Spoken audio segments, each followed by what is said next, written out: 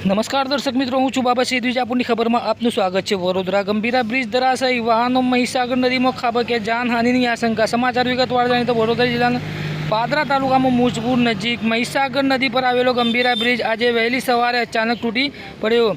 આ ઘટનામાં 2 ટ્રક અને 1 પિકઅપ વાન સહિત 4 વાહનો નદીમાં ખાબકી ગયા। આ દુર્ઘટનાને કારણે 2 વ્યક્તિઓના મોતની આશંકા વ્યક્ત કરવામાં આવી રહી છે, જ્યારે 3 વ્યક્તિઓને રેસ્ક્યુ ટીમે સફળતાપૂર્વક બચાવી લીધા હોવાનું જાણવા મળી રહ્યું છે।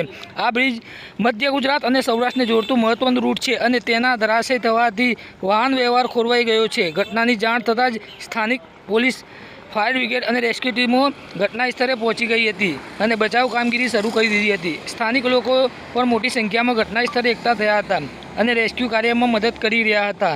આ ઘટનાએ બ્રિજની જર્જરિત હાલત અને જાળવણીના અભાવ પર સવાલો ઊભા કર્યા છે। સ્થાનિક વહીવટીતંત્ર દ્વારા ઘટનાના કારણોની તપાસ શરૂ કરવામાં આવી છે અને રેસ્ક્યુ ઓપરેશન હજુ પણ ચાલુ છે। આ ઘટનાને કારણે આસપાસના વિસ્તારોમાં ટ્રાફિક પર પણ અસર પડી રહી છે અને વૈકલ્પિક રૂટનો ઉપયોગ કરવાની સૂચના આપવામાં આવી રહી છે। અધિકૃત સૂત્રો પાસેથી વધુ માહિતીની રાહ જોવામાં આવી રહી છે અને જાનહાનિ અંગેની સ્પષ્ટ વિગતો હજુ સુધી સામે આવી નથી।